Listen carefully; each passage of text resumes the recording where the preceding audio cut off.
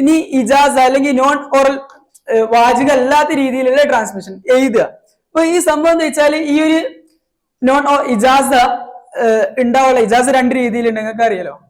ഇജാസിനെ കുറിച്ച് വളരെ ഇൻട്രസ്റ്റിംഗ് ആയിട്ടുള്ള കഥ എന്താ വെച്ചാല് ബെയ്റൂത്തില് 1900 യൂസുഫ് നബ്ഹാനി തങ്ങളെ കേട്ടിട്ടുണ്ടല്ലോ.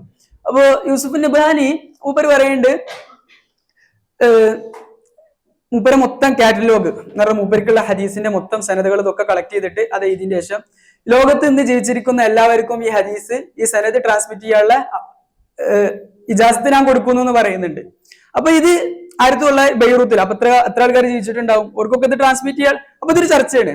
ശരിക്കും ഇത് യൂസുഫ് നബ്ഹാനി തങ്ങൾ ഉണ്ടാക്കിയതൊന്നുമല്ല. ഈ ഇജാസത്ത് എന്നുള്ള സാധനം ഇതൊരു എവല്യൂഷനാണ്. പോസ്റ്റ് കാനോനിക്കൽ പീരീഡിൽ ഉണ്ടായിട്ടുള്ള ഒരു നാച്ചുറൽ ആയിട്ടുള്ള എവല്യൂഷന്റെ ഭാഗമായിട്ടാണ് യൂസുഫ് നബ്ഹാനി തങ്ങൾ പറയുന്നത്. അപ്പോ ഇജാസത്തിലേക്ക് വരുമ്പോൾ ഇജാസത്ത് രണ്ട് രീതിയിലുണ്ട്, റിവായ, ദിറായ, ഇതൊക്കെ നിങ്ങൾക്ക് അറിയുന്ന കാര്യങ്ങളായിരിക്കും. പക്ഷെ ഇജാസത്ത് എന്ന് പറഞ്ഞാല് ഇജാസത്ത് വരാനുള്ള കാരണം ഭയങ്കര ഐഡിയൽ ആയിട്ടുള്ള കാര്യം എന്താണ്, ഓറലി ട്രാൻസ്മിറ്റ് ചെയ്യാന്നുള്ളതാണ്. ഇവരെല്ലാരും ഭയങ്കര സംഭവമായിട്ട് കണ്ടിരുന്നത് ഓറലി ട്രാൻസ്മിറ്റ് ചെയ്യാന്നുള്ളതാണ്. പക്ഷെ ഓറലി ട്രാൻസ്മിറ്റ് ചെയ്യപ്പെടാൻ കഴിയാത്ത അത്രത്തോളം ലിറ്ററേച്ചർ, അത്രമാത്രം കിതാബുകൾ പുറത്തു വരുന്നുണ്ട്. ഇതൊക്കെ പാടെ ഇരുന്ന് ഒറ്റ മജ്ലിസിൽ ഇരുന്നിട്ട് വായിച്ചു തീർക്കാനോ അല്ലെങ്കിൽ ആ മജ്ലിസിൽ നിന്ന് വായിച്ചു തീർത്ത് അതിന്റെ സനത് കൈമാറുന്നുള്ള പ്രാക്ടിക്കൽ അല്ലാത്തൊരു ടൈം വരുന്നുണ്ട്. അതിന് മാത്രം ലിറ്ററേച്ചർ അല്ലെങ്കിൽ മുസ്ലിം ലൈബ്രറി അത്രമാത്രം വികസിച്ച ടൈമിൽ എന്തായാലും അങ്ങനെ കഴിയുന്നില്ല. അപ്പൊ ആ ഒരു ടൈമില് എന്നാലോ ഇത് സനത് എന്നുള്ളതിന് പ്രിസർവ് ചെയ്യുവാണ്. സനത് എന്നുള്ള ഈ ഹദീസ് ട്രാൻസ്മിറ്റ് ചെയ്തുകൊണ്ടിരിക്കും വേണം. ഈ സനത് എന്നുള്ള സിസ്റ്റം തന്നെ നിലനിൽക്കും വേണം. ഈ ഒരു ടൈമിലാണ് ഇജാസത്ത് നോൺ ഓറൽ അല്ലെങ്കിൽ എയ്ത്തിലൂടെ അങ്ങനെ ട്രാൻസ്മിറ്റ് ചെയ്യാന്നുള്ളതിന്റെ സാധ്യതകൾ വരുന്നത്.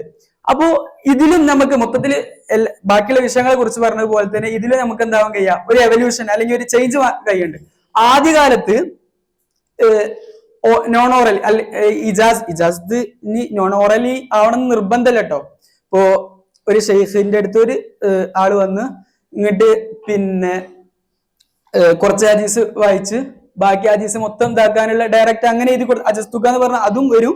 പക്ഷെ നോൺ ഓറൽ അതിന്റെ പൊതുവേ ഉണ്ടായിരുന്ന അതിന്റെ സ്വഭാവം നോൺ ഓറലി ട്രാൻസ്മിറ്റ് ചെയ്യാന്നുള്ളതാണ്. അപ്പൊ ആദ്യകാലത്ത് കിതാബുകൾ നോക്കുമ്പോൾ നോൺ ഓറൽ ട്രാൻസ്മിഷൻ തീരെ ആരും എന്താവണില്ല, അംഗീകരിക്കുന്നില്ല, അല്ലെങ്കിൽ അതിനെ വൈഫായ ഭയങ്കര വീക്ക് ആയിട്ടുള്ള ഒരു കാറ്റഗറി ആയിട്ടാണ് ഉൾപ്പെടുത്തുന്നത്. എന്നാല് കാനൈസേഷന്റെ ടൈം വരുമ്പോ അല്ലെങ്കിൽ ഹിജ്റ 4-ാം നൂറ്റാണ്ടിലേക്ക് വരുമ്പോ എന്താവുണ്ട്, ഈ ചർച്ച മാറിയിട്ട് ഇജാസത്തിലൂടെ കിട്ടിയിട്ടുള്ള ഹദീസുകളെ എങ്ങനെയാണ് സൈറ്റ് ചെയ്യേണ്ടത്, അത് അഖ്ബറനാണോ ഹദ്ദസനാണോ ഹദ്ദസന അഖ്ബറന ഇതിലേക്ക് മാറുന്നുണ്ട്. അപ്പോ ഈ ക്വസ്റ്റ്യൻ പോയി, അല്ലെങ്കിൽ ഈ ഒരു ഡിബേറ്റ് മാറി. ഈ നോൺ ഓറലി ഇജാസത്തിലൂടെ ട്രാൻസ്മിറ്റ് ചെയ്യപ്പെടുന്ന ഹദീസുകൾ വൈഫാനുള്ള ചർച്ച മാറിയിട്ട് അങ്ങനത്തെ ഹദീസുകളെ എങ്ങനെയാണ് നമ്മൾ സൈറ്റ് ചെയ്യേണ്ടതിലേക്ക് ചർച്ച മാറി. പിന്നെ ഒന്നും കൂടി ഹിജ്റ 5-ാം നൂറ്റാണ്ടിലേക്ക് വരുമ്പോ ചർച്ച എന്താണ്, ഈ ഇജാസത്തിലൂടെ കിട്ടിയ ഹദീസ് ഓറലി അല്ലെങ്കിൽ മജ്ലിസിലൂടെ തന്നെ കൈമാറി കിട്ടുന്ന ഹദീസുകൾ അത്ര തന്നെ എപ്പിസ്റ്റമിക് വെയിറ്റ് എന്ന് പറഞ്ഞാൽ അതിന് ഇത്ര സുഹത്തും അത് ഭയങ്കര സംഭവമാണല്ലോ, അതേ ഒരു ദറജ ഈ ഹദീസുകൾക്ക് ഉണ്ടോ എന്ന് പറഞ്ഞാൽ ഓരോ നൂറ്റാണ്ട് കഴിയും ചർച്ച മാറുകയാണ്. എന്ന് പറഞ്ഞാല് അതിന് കാരണം എന്താ വെച്ചാല് നേരത്തെ പറഞ്ഞ ഇത്രമാത്രം ലിറ്ററേച്ചർ, ഇത്രമാത്രം പുസ്തകങ്ങൾ ഇവിടെ പ്രൊഡ്യൂസ് ചെയ്യപ്പെടുകയാണ്.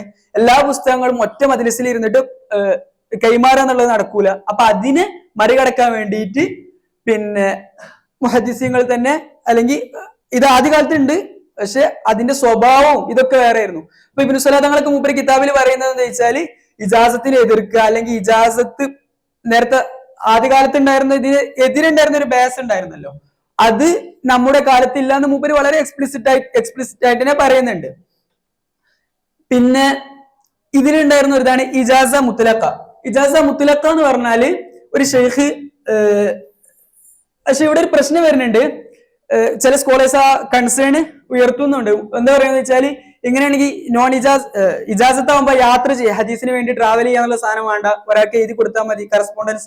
പിന്നെ ഹജ്ജിന് പോകുമ്പോ ഈ സംഭവമൊക്കെ ഇതിന് വേറെ കുറെ ആസ്പെക്ടുകൾ ഇവിടെ വരുന്നുണ്ട്. ഹജ്ജിന് പോകുമ്പോ ഒരു നാട്ടില് അല്ലെങ്കിൽ വേറെ എവിടേക്കെങ്കിലും പോകണമെന്നുണ്ടെങ്കിൽ ആൾക്കാർ, ആ നാട്ടിലെ ആൾക്കാർ അവരുടെ അടുത്ത് എഴുതി കൊടുക്കും, ഈ കിതാബിന് ഈ ഷെയ്ഖിന്റെ അടുത്ത് പോവുകയാണെങ്കിൽ, നാട്ടിൽ പോകണമെന്നുണ്ടെങ്കിൽ ഇജാസത്ത് വാങ്ങണം എന്നുള്ള രീതിയിൽ അതിന്റെ കുറെ ചർച്ചകൾ അവിടെ നടക്കുന്നുണ്ട്. അപ്പോ പക്ഷെ ഈ ഹദീസിന് വേണ്ടി യാത്ര ചെയ്യാന്നുള്ള ഹദീസ് കൾച്ചറിന്റെ ഭാഗമായിട്ടുണ്ടായിരുന്ന ഈ യാത്ര ചെയ്യാന്നുള്ള അതിന് ഒരു പ്രശ്നമായി വരുന്നുണ്ട്. കാരണം ആർക്കും എവിടെ നിന്നും എത്ര ഡിസ്റ്റൻസ് ഉണ്ടെങ്കിലും സനത് കളക്ട് ചെയ്യാന്നുള്ള ഒരു ഇത് വന്നുകൊണ്ട് അത് ഒരു കൺസേൺ ആയിട്ട് ചില പണ്ഡിതന്മാർ ഉയർത്തുന്നുണ്ട്. പക്ഷെ സ്റ്റിൽ ഇതിന്റെ ഒക്കെ ലക്ഷ്യം എന്താണ്? ഓവറൽ ഇതെന്താണ്? ഹദീസ് എന്നുള്ള സിസ്റ്റത്തിനെ മെയിൻറ്റെയിൻ ചെയ്യുക എന്ന്. ഇതുകൊണ്ട് ഇപ്പൊ എന്താ ഉദ്ദേശിക്കണത്? ഹദീസ് എന്നുള്ള സിസ്റ്റത്തെ തകർക്കല്ല, മറിച്ച് ഈ ഒരു സനത് ഇത്രമാത്രം പ്രൊഡ്യൂസ് ചെയ്യപ്പെടുന്ന ലിറ്ററേച്ചറുകൾ പ്രിസർവ് ചെയ്യുക എന്നുള്ളതാണ് ഇതുകൊണ്ടുള്ള ഉദ്ദേശം എന്നുള്ള രീതിയിൽ ഈ ഒരു ഇതിനെ സൈഡ് ലൈൻ ചെയ്യുന്നുണ്ട് ഈ ഒരു കൺസേണിന്. പിന്നെ ഇതിലുണ്ടായിരുന്ന വേറൊന്നാണ് ഇജാസ മുത്തലക്ക. ഇജാസ മുത്തലക്ക എന്ന് പറഞ്ഞാല് ഒരു ഷെയ്ഖ് തന്റെ സ്റ്റുഡന്റിനോട് പറയുന്നത്, എനിക്ക് എന്നിൽ നിന്ന് റിലയബിൾ ആയിട്ട് എന്തൊക്കെ, അല്ലെങ്കിൽ എന്നിലേക്ക് റിലയബിൾ ആയിട്ട് എന്തൊക്കെ മൻസൂബാക്കപ്പെടുന്നുണ്ടോ അതൊക്കെ നിനക്ക് എന്താവാ ട്രാൻസ്മിറ്റ് ചെയ്യാന്നുള്ള ഒരു സാധനം. ഇതാണ് ഇജാസ മുത്തലക്ക. പക്ഷെ ഇത് എന്താണ്? ഈ ആട്രിബ്യൂഷന്റെ വിഷയം എന്ന് പറഞ്ഞാൽ ആർക്കും എന്തും ആട്രിബ്യൂട്ട് ചെയ്യുക, ഇത് ഒതന്റിക്കേറ്റ് ചെയ്യുക എന്നുള്ള ഭയങ്കര റിസ്കി പ്രോസസ്സാണ്. അപ്പൊ ഇതുണ്ടായതുകൊണ്ട് തന്നെ ഇത് സാധാ ഇജാസിനേക്കാളും അല്ലെങ്കിൽ ഇജാസ മുത്തലക്ക അല്ലാത്ത ഇജാസത്തിനേക്കാളും ലോവർ റാങ്കിലാണ് ഈ ഇജാസ മുത്തലക്ക ഉണ്ടായിരുന്നത്. പിന്നെ ഇതിൽ ഉണ്ടായിരുന്ന വേറൊന്നാണ് ഇജാസ ആമ അല്ലെങ്കിൽ ഗ്ലോബൽ ഇജാസ എന്ന് പറയും. സോറി, അതിനു മുമ്പ് ഇജാസ ആൻഡ് അൺബോൺ. ഇജാസ ആൻഡ് അൺബോൺ ഇപ്പോ അജസ്തു ലക്ക വലിമ യൂലതു ലക്ക, അജസ്തു ലക്ക വലിമ യൂലതു ലക്ക എന്ന രീതിയിൽ ഇജാസത്ത് കൊടുക്കാൻ പറ്റും എന്നുള്ളൊരു ചർച്ച. അപ്പോ അതിനു മുമ്പ് ഒരു പോയിന്റ് കൂടി, ആർക്കൊക്കെ ഇജാസത്ത് സ്വീകരിക്കാൻ പറ്റും എന്നുള്ളൊരു ചർച്ച നടക്കുന്നുണ്ട്. അതില് മൊത്തം നമുക്ക് ആ ചർച്ച മൊത്തം അനലൈസ് ചെയ്യുമ്പോൾ മനസ്സിലാവണത് നേരത്തെ പറഞ്ഞ പോലെ തന്നെ ഇൽമൊരു കണ്ടീഷനെ ആയിരുന്നില്ല. ഒന്ന് രണ്ട് ആൾക്കാര്, ഒന്ന് ബാജിമാമാന്ന് തോന്നുന്നു, ഇതൊരു കണ്ടീഷനായിട്ട് വെക്കണ്ട് ഇൽമുള്ള ആൾക്കാർക്ക് അത് കൊടുക്കാൻ പറ്റും. എന്നാൽ മൊത്തത്തില് അല്ലെങ്കിൽ ഭൂരിപക്ഷത്തിന്റെ അഭിപ്രായം വരുന്നത് ഇൽമൊരു കണ്ടീഷൻ അല്ല, ഇങ്ങനെയാണ് കുട്ടികളതും ബാക്കിയുള്ളതൊക്കെ വരുന്നത്. അപ്പൊ ഈ അജസ്തുലക്ക വലിമ യൂലതുലക്ക, നിനക്കും നിനക്ക് ജനിക്കാൻ പോകുന്ന അൺബോൺ ആയിട്ടുള്ള ആൾക്കാർക്കും ഇജാസത്ത് കൊടുക്കാൻ പറ്റും എന്ന ചർച്ച. അപ്പൊ ഇതിന് ഖത്തീബുൽ ബഗ്ദാദി തങ്ങൾ തന്നെയാണ് ഇതിനും മറുപടി പറയുന്നത്. ഒന്ന്, വഖഫിന്റെ കേസിൽ വഖഫ് അലൽ ഔലാദ് എന്നുള്ള സംഭവം ഉണ്ടല്ലോ. അപ്പൊ ഇതുവരെ ജനിക്കാത്ത കുട്ടികൾക്ക് വഖഫ് ചെയ്താൽ ശരിയാണ്.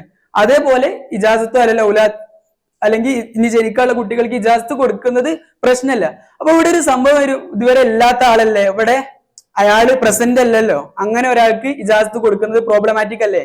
അപ്പൊ ഇതിന് മൂപ്പര് മറികടക്കണത് എന്താ വെച്ചാല്, ഒരു ഇപ്പോ സ്പേസ് ടൈം എന്നുള്ള സാധനം വെച്ചാണ് നമ്മൾ ഇജാസത്ത് എന്ന് പറഞ്ഞ സംഭവം തന്നെ എന്താണ്, ഇവിടെ പ്രസന്റ് അല്ലാത്ത ഒരാൾക്ക് എഴുതി കൊടുക്കുക എന്നുള്ളതാണ്.